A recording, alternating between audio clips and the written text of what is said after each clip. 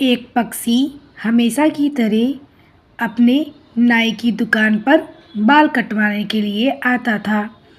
बाल कटाते वक्त अक्सर देश दुनिया की बातें हुआ करती थी और आज भी ये सिनेमा, राजनीति और खेल जगत आदि के बारे में बातें कर रहे थे।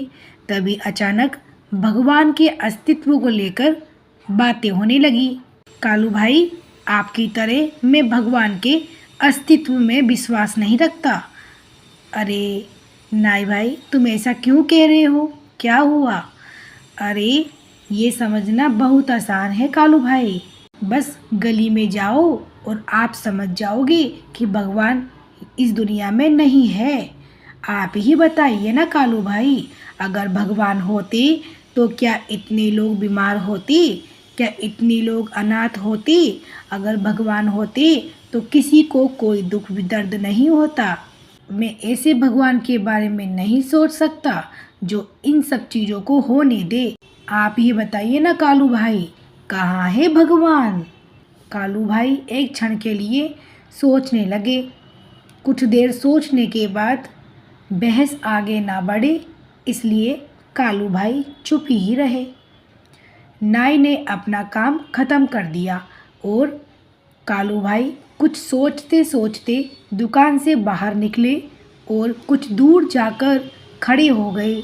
कुछ देर इंतजार करने के बाद उन्हें एक लंबी दाढ़ी, मूंछों वाला एक अधेड़ पक्षी दिखाई दिया। उसे देखकर लगता था मानो वो कितने दिनों से नहाया धोया नहीं है।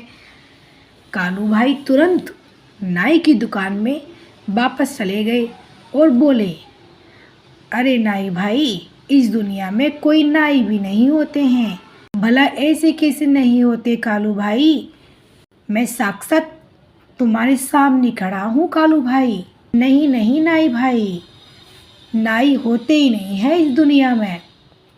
वरना नाई होते तो किसी की भी लंबी दाढ़ी, मूछ नहीं होती। पर वो देखो सामने, उस आदमी की कितनी लंबी दाढ़ी मूछ है। अरे नहीं कालू भाई, बहुत लोग ऐसे होते हैं जो हमारे पास नहीं आते हैं। बिल्कुल सही नाई भाई, यही तो बात है कि भगवान भी होते हैं पर लोग उनके पास नहीं आते हैं और ना ही उन्हें खोजने का प्रयास करते हैं। इसलिए दुनिया में इतना दुख दर्द है। आपको ये कहानी कैसी लगी? अच्छी लगी तो प्लीज़ सब्सक्राइब करें मिशू टोनी टीवी।